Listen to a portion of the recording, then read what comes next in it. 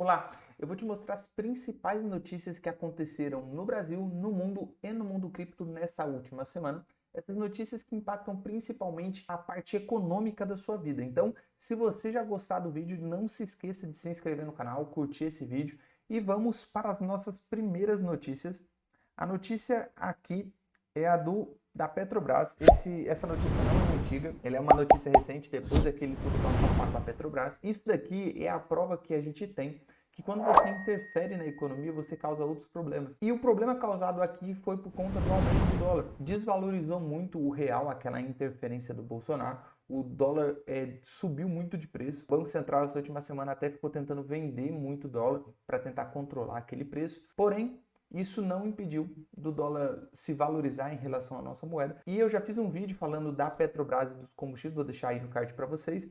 Mas quando o dólar aumenta, o preço do combustível nas bombas vão aumentar também. E foi isso que aconteceu. Aí, a tentativa de intervir para controlar o preço só fez com que ele subisse mais ainda. E aqui, a gente tem uma próxima notícia que elas se complementam muito. Porque daí o governo decidiu tirar imposto do combustível, mas por uma questão da lei da responsabilidade fiscal, ele tem que colocar esse imposto em outro lugar, senão ele estaria incorrendo em responsabilidade. E aí ele tirou imposto do combustível e colocou nos bancos. Aí você fala, legal, né? O preço do combustível é mais barato. Só que isso é uma tentativa de controlar a inflação de forma geral. Pensa no IPCA, que é o nosso índice de inflação. Ele é composto por uma cesta de produtos, vários deles. O combustível é um dos principais, porque a parte de frete, ela está em quase todos os produtos da economia. Então, consequentemente, se o frete aumenta por conta de combustível, consequentemente, a inflação aumenta de forma geral. Porém, o crédito, ele também faz parte importante disso. E muitas empresas utilizam crédito para produzir os seus produtos e vender. Consequentemente, esse imposto maior que foi passado para os bancos repassaram em forma de juros mais caros. Então, todo mundo que ia pegar algum empréstimo para fazer algum produto para investir na sua empresa, enfim, teve agora um custo mais caro por conta disso. Isso vai impactar novamente no preço dos produtos de forma geral e é a população mais pobre que paga essa conta. Então, isso é só a prova de que quando você intervém na economia, você gera outro problema. Que aí você vai precisar intervir na economia de novo para tentar sanar esse problema, que vai gerar outro. Até o final disso, ter toda a economia planificada e planejada tentando ser controlada.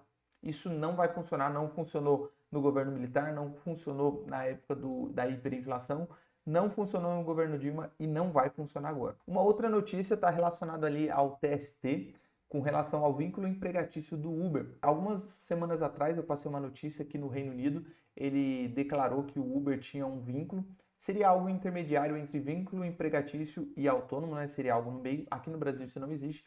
E não sei se você conhece a lei, mas lá no artigo 3º tem alguns critérios que precisam ser atendidos para que tenha um vínculo empregatício. O Uber não tem esses critérios, é somente a questão de remuneração, então não caberia. Então a justiça, de certa forma, acertou nessa coisa. Só que muita gente não enxerga que isso é bom para a economia. Porque quando a justiça vai e fala, não, tem vínculo empregatício sim, tem que pagar todos os direitos, o motorista de Uber vai receber mais? Não exatamente. Ou a empresa para de atender aqui no Brasil, ou se ela continua, ela vai repassar esse preço, esse custo. Ou seja, corridas vão começar a se tornar mais caras. Aí olha só o que acontece. Você deu direitos trabalhistas, você vai aumentar o número de trabalhadores nessa categoria, porque mais gente vai vir pensando nesses direitos. Beleza. O que acontece quando você aumenta o número de motoristas? O preço teria que cair. A gente sabe disso no aplicativo. Quando tem muitos motoristas lá, o preço diminui. Só que eles querem que o preço aumente. Então, pensa, vai ter mais motoristas, o preço teria que cair. Em contrapartida, a Uber vai aumentar o preço da corrida. Muita gente vai deixar de utilizar esse serviço, seja porque não tem condição ou porque não vale a pena. Consequentemente, menos pessoas demandando, oferta e demanda. Mais oferta, menos demanda, o preço teria que cair. Só que eles não vão querer, aí vão pedir uma outra intervenção que tem que fazer isso, que tem que aumentar o preço da corrida, não sei o quê. No final, isso quem sofre é a população. Lembra dos táxis, há uns 10 anos atrás, em que tinha uma quantidade limitada de táxi e somente pessoas ricas que utilizavam táxi. Essa era a verdade. O serviço era ruim, o serviço era caro e ninguém podia utilizar. Quando veio o advento do Uber, ele se tornou extremamente mais barato. Mas o motorista não consegue sobreviver. Esse tipo de trabalho não é para ser um emprego, é para ser algum trabalho, uma renda extra. E pensa, muita gente, esse tipo de trabalho está ajudando muita gente reclama disso, mas está ajudando que não teria renda nenhuma, e aí quer mais direitos. Então, isso é muito ruim, a gente tem que parar com isso. E aí se relaciona isso com o Guedes. Porque olha só, a gente tem uma cultura aqui no Brasil de achar que o governo tem que resolver vários problemas, principalmente relacionados à economia. Se eu não ganho salário suficiente, o governo tem que me dar o restante do salário.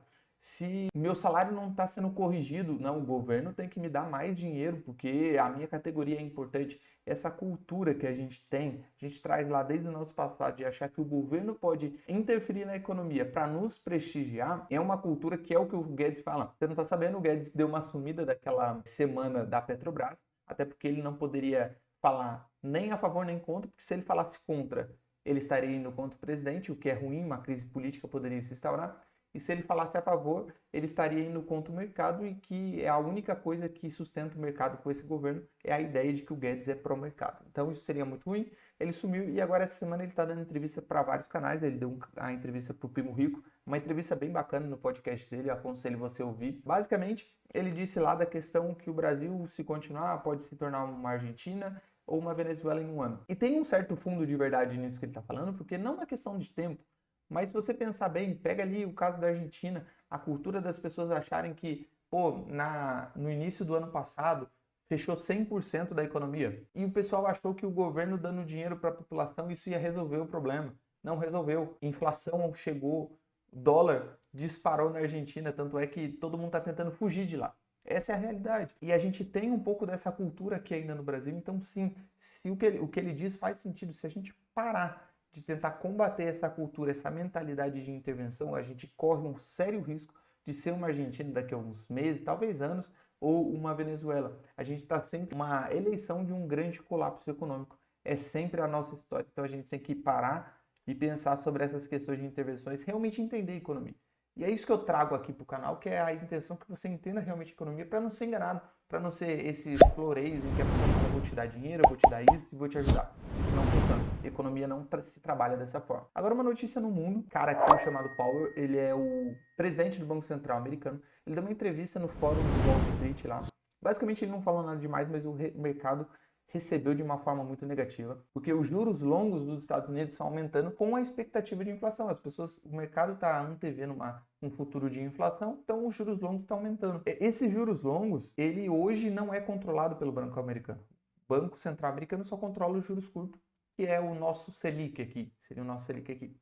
Então, os juros longos aumentando, isso afeta o mercado porque as pessoas param de começar a investir em empresas e passam a investir no título de tesouro americano, porque é muito mais seguro e vai estar muito rentável. Então, não perguntaram se ele ia controlar isso, seja através de uma limitação de rendimento ou comprando ETFs de juro longo, enfim. Ele disse que não ia se comprometer e o mercado achou isso muito ruim.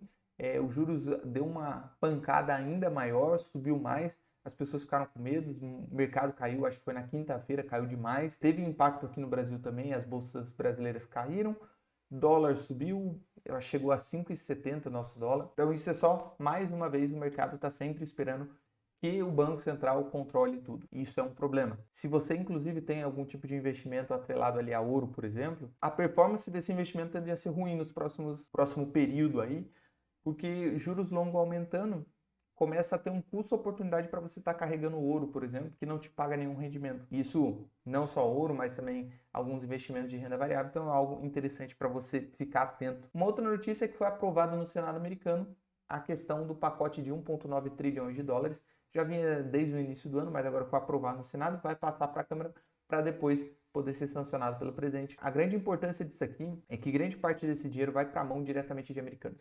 Isso significa inflação. Então, todo tipo de investimento que não é inflacionado, como o Bitcoin, como o ouro, por exemplo, eles vão se valorizar. Eles têm uma grande tendência de se valorizar nesse cenário aqui.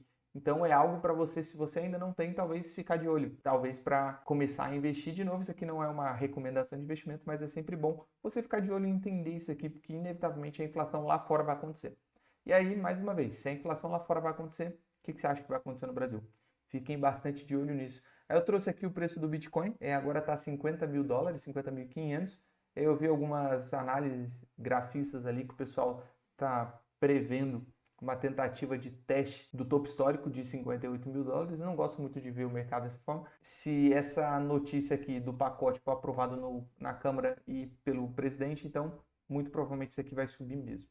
A última notícia, falando ali do Bitcoin, a Netflix pode ser a próxima empresa a comprar Bitcoin. Isso aqui segundo o Tim Draper. Para quem não conhece esse cara, ele comprou Bitcoin a 400 dólares. Comprou 30 mil Bitcoin a 400 dólares quando a Receita Federal Americana fez um leilão lá de algumas coisas e uma delas era 30 mil Bitcoins. Ele comprou tudo aí, só faz as contas aí, 30 mil Bitcoins a 50 mil dólares. Quanto que esse cara não deve estar rico. Uma coisa interessante é que as empresas estão entrando mais no Bitcoin. Isso dá uma segurança, um patamar mais seguro ali para o Bitcoin. E aí tem esse gráfico aqui que eu achei bem interessante. Esse gráfico é da Coinbase, é Pro, é onde as empresas principalmente utilizam para comprar os seus Bitcoins. E aí eles fizeram uma faixa aqui de 48 mil dólares, que basicamente toda vez que o Bitcoin atinge essa faixa, existe um grande volume comprado aqui. E esse volume são de empresas, né? 48 mil. E aqui esperava que caísse mais, então ninguém comprou, mas aqui de novo 48 mil. Inclusive essa semana, Michael Saylor mais uma vez comprou 10 milhões de dólares em Bitcoin. Então isso está dando um patamar mais alto para o Bitcoin. Então é bem provável que a próxima queda não atinja mais grandes fundos como 10 mil dólares, 15 mil dólares, que muita gente tem esperado por aí. Então talvez seja interessante você se aproveitar desses momentos de queda para ir comprando o Bitcoin. Beleza, gente? Se você gostou do vídeo, se inscreve no canal, curte ele, compartilha com aquele seu amigo, comenta aí embaixo se tem alguma dúvida também, alguma notícia que faltou dizer aqui. Me segue nas redes sociais lá, @eu_edudesmiranda, e eu vejo você na próxima semana com mais um resumo semanal. Galera, beleza? Aquele abraço e valeu!